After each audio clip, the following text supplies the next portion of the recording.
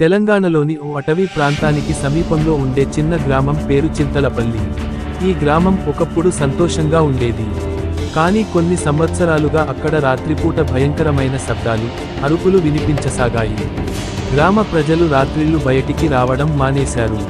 ప్రధాన పాత్రలు: రాము, ధైర్యవంతుడైన యువకుడు; సావిత్రమ్మ, గ్రామ పెద్ద; గంగు, పూజారి; దెయ్యాలు, పురాతన శక్తివంతమైన ఆత్మలు. ఒకరోజు రాము అనే యువకుడు పట్నం నుంచి వచ్చి గ్రామాన్ని చూడటానికి వచ్చాడు. చిన్నప్పటి నుంచి ఆయన ఈ గ్రామంలోనే పెరిగాడు, కానీ చదువు కోసం పట్నం వెళ్ళిపోయాడు. గ్రామం మారిపోయిందని చూసి అతను ఆశ్చర్యపోయాడు. ఏం జరిగింది సావిత్రమ్మ, ఇంత చీకటి ఎందుకు అని అడిగాడు రాము. రాము: దెయ్యాలు వచ్చాయి బాబూ, రాత్రిపూట వాళ్ళు ఎవ్వరినీ వదలవు, మేమంతా భయంతో బతుకుతున్నాం అని చెప్పారు సావిత్రమ్మ. అప్పుడు పక్కన ఉన్న గంగు పూజారి చెప్పాడు: ఈ దెయ్యాలు కొత్తవి కావు. 100 ఏళ్ల క్రితం ఈ గ్రామంలో కొందరు బలవంతంగా మరణించారు. వాళ్ళ ఆత్మలు ఇప్పుడు తిరిగి వచ్చి ప్రతీకారం తీసుకుంటున్నాయి. రాము ఊరుకోలేకపోయాడు. వాళ్ళు ఎవరు, ఎందుకు బలవంతంగా చనిపోవాల్సి వచ్చిందో తెలుసుకోవాలి అని అనుకున్నాడు. అతను గ్రామంలోని పాత మసీదు దగ్గర కొంత పురాతన శిలలపై కొందరు వ్యక్తుల పేర్లు గుర్తించాడు. అదే సమయంలో మసీదు దగ్గర నుంచి చీకటి మబ్బులు ఏర్పడి రాత్రివేళ భయానక శబ్దాలతో వణికించేశాయి. ఊరంతా పరుగులు తీయసాగింది. రాము మాత్రం ధైర్యంగా ఉండి శబ్దాల వెనుక వెళ్ళాడు. అతనికి ఒక గోడకి ఆవిరిగా కనిపిస్తున్న 5 దెయ్యాల ఆవించాయి.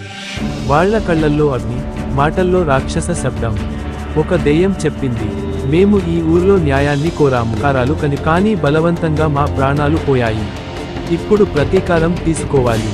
రాము అర్థం చేసుకున్నాడు, ఈ ఆత్మలు అన్యాయానికి బలైనవని. అతను గంగు పూజారిని కలిసి పాత గ్రామ కథలు చెప్పమన్నాడు. గంగు ఒక రహస్యం వెల్లడించాడు. 100 ఏళ్ల క్రితం ఓ జమీందార్ తన బంగారం కోసం 5గురిని బలిగా చంపాడట.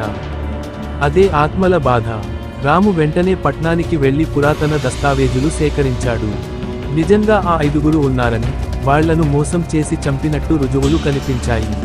అతను తిరిగి వచ్చి గ్రామస్తులకు అలా జరిగిందని వివరించాడు. ఇప్పుడు మనం ఈ ఆత్మల్ని న్యాయం కలిగించాలి. వాళ్లకు ఘన నివాళి అర్పిద్దాం. వాళ్ల పేర్లతో మందిరం కట్టిద్దాం. అలాగే ప్రభుత్వం ద్వారా పరిహారం తీసుకురావాలి అన్నాడు. గ్రామస్తులందరూ అంగీకరించారు. వారు పెద్ద యజ్ఞం ఏర్పాటు చేశారు.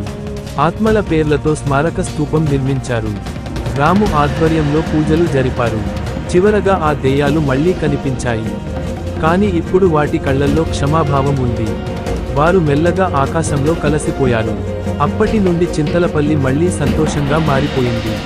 ముగింపు: రాము ధైర్యం, విచారణ మరియు న్యాయపరమైన దృక్పథం గ్రామాన్ని శాపం నుండి విముక్తి కలిగించింది.